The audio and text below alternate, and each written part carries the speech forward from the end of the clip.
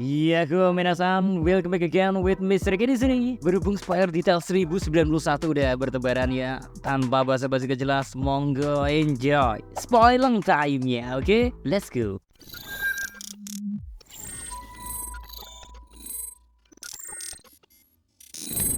Chapter 1091 nanti ya bakal berjudul Sentomaru. Wow, menarik ini. Sebelum masuk ke cerita, chapter kali ini memiliki dua halaman berwarna di covernya, yang mana menggambarkan SCP kru lagi pada makan pizza, yang tentunya pizzanya dimasak oleh Sanji dan Jinbe. Ini kalau Jinbe ternyata koki handal juga, makin kalah telak posisi Sanji di kapal malah. Terus Luffy, Usopp, Nami, dan Zoro lagi lahap makan pizza berukuran besar bersama dua ekor flamingo yang nganggur.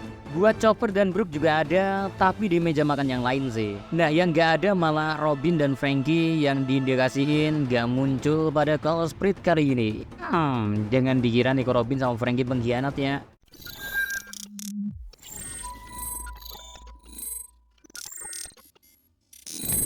Oke, kita mulai masuk ke cerita sebenarnya. Chapter diawali dengan serangan yang dilakukan oleh Pacifista dan si Beast Weapon milik Vegapunk terhadap para angkatan laut. Bahkan si Beast Weapon cukup tangguh buat menenggelamkan beberapa kapal angkatan laut. Beruntung sih, kerangka si Beast Weapon ini gak make kerangka yang bikin mereka gampang keropos plus mudah kelipet ya. Terus dua wakil admiral yang ikut rombongan pun gak tinggal diam, karena yang diam-diam aja ya wakil pemimpin di dimensi lain. Lanjut, dua wakil admiral yang dimaksud adalah Doll, sedangkan yang satunya belum dikonfirmasi siapa namanya. Doll berhasil menendang salah satu pacifista, sedangkan wakil admiral satunya menghabisi salah satu si Beast Weapon menggunakan lengan mekanik. Iya, buat penampilannya sendiri, wakil admiral ini katanya punya multiple chins alias banyak dagu. Masih belum kebayang sih jujur, banyak dagu itu gimana ceritanya. Tapi kita keep dulu gambaran soal wakil admiral yang satu ini, biar dapat gambaran lebih jelasnya di manga nanti. BTW di spoiler ini juga ngasih petunjuk bahwasanya si wakil admiral ini ya, lengan mekanisnya mirip sama Xavier di One Piece movie Z. Next kita masuk ke bagian serunya, yaitu pertarungan yang melibatkan Sentomaru dan Kizaru. Rada agak seimbang pertarungan mereka, terlihat Kizaru lebih superior. Ditunjukkan dengan tendangan Kizaru mampu menerbangkan Sentomaru. Pembicaraan antar keduanya pun terjadi, diawali dengan Kizaru menanyakan kenapa Sentomaru berpihak kepada bajak laut. Pakai nanya. Sentomaru adalah pengawal yang setia. Mau apapun yang terjadi, ia bakal berada di sisi Vegapunk. Karenanya meski SCP kru itu bajak laut, namun mereka membantu pelarian Dr. Vegapunk, maka ia juga bergabung selama itu demi menyelamatkan Dr. Vegapunk. Bahkan flashback hubungan antara Vegapunk, Kizaru, dan Sentomaru pun dijelasin di sini Re.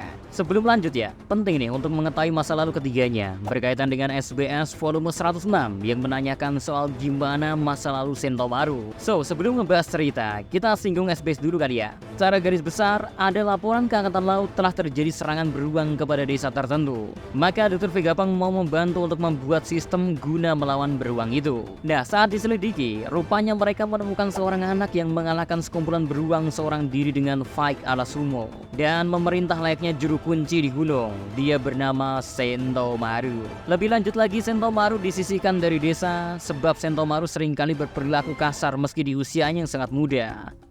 Vegapunk menaruh rasa penasaran tinggi terhadap Sentomaru sehingga memutuskan untuk merekrut Sentomaru sebagai pengawalnya. Oke, cerita SBS-nya sampai di situ. Terus gimana dengan Kizaru? Ya, Marin yang ditugaskan untuk membantu Vegapunk kebetulan adalah Kizaru. Nah, sadar kekuatannya masih belum cukup, maka Sentomaru pun memohon supaya dilatih oleh Kizaru agar jadi lebih kuat sebagai pengawal. Permintaan ini dipenuhi oleh Kizaru dan melatih Sentomaru menjadi sosok yang mampu bertarung serta menjaga Vegapunk dengan sangat baik pula. Yos, flashbacknya sampai di situ aja Re. Kalau kebanyakan flashback nanti jadi anime Pak Kades dari Big 3 sebelah.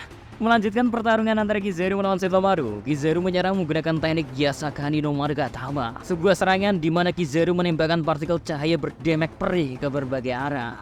Sentomaru membalas dengan Ashigara Dokoi, yang mana Sentomaru menyerang lawannya dengan telapak tangan terbuka menggunakan Buso Sokuhagi. Tapi sayang seribu sayang, serangan Sentomaru masih jauh dari kata cukup. Malahan Kizaru menghentikan serangan Sentomaru tadi ya, tanpa menggunakan kekuatan buah iblis logi aja. Ya pantas, semisal Luffy kemarin kaget ada sosok hebat yang datang ke pulau. Ya emang Kizaru gitu aja. Kizaru menyampaikan bahwa Sentomaru telah berjuang semampu yang ia bisa, tapi penjagaan Kizaru tak akan kalah dari Sentomaru sekalipun. Selanjutnya Kizaru pun mengalahkan Sentomaru lewat serangan sinarnya, kemudian menggunakan chip perintah agar meminta Pacifista melawan si Beast Weapon milik Vegapunk. Meski demikian ya, Kizaru masih menaruh simpati ke Sentomaru. Ia sampai berjanji untuk menyelamatkan Sentomaru bersama dengan York, Punk Record, dan Power Plant. Tentu ada alasan kenapa 3 poin yang disebutkan Kizaru itu penting. Pertama, York sudah jelas adalah satelit Vegapunk yang berkhianat, serta mau memberikan pengetahuan untuk membantu niat jahat pemerintahan dunia. Kedua, Punk Record yang merupakan seluruh isi ingatan dalam otak Vegapunk. Melihat prestasinya sebagai ilmuwan jenius, tentu kehilangan informasi dari buah pemikiran Vegapunk akan sangat disayangkan. Makanya pemerintahan dunia mau berusaha mendapatkannya, Re.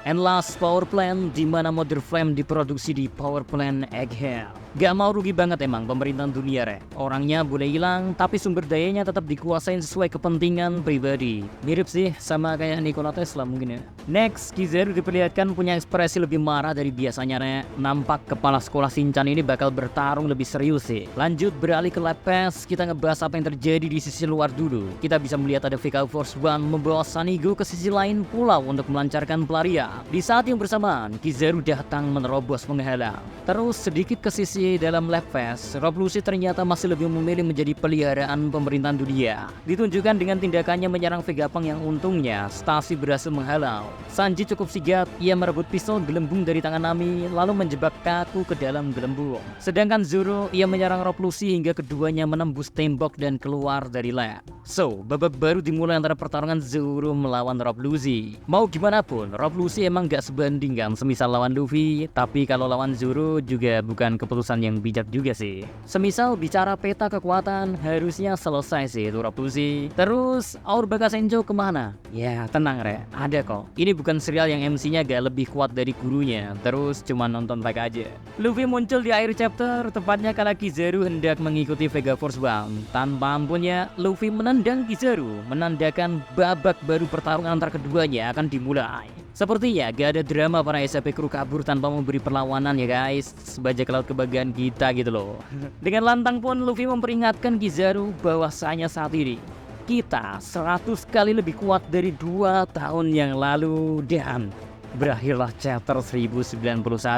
Terus ya, satu kabar lagi, minggu depan ada break ya. Spoiler detail kali ini terasa lebih singkat dari biasanya karena diinformasikan oleh Redon sendiri ia tengah sibuk menonton sesuatu, sehingga membuatnya cuman berfokus sama hal-hal penting aja di chapter kali ini. Entah apa yang dimaksud Redon gak begitu jelas juga sih. So jangan kaget semisal ada detail kecil atau tambahan lain ketika chapter 1091 nanti udah beneran rilis, Re.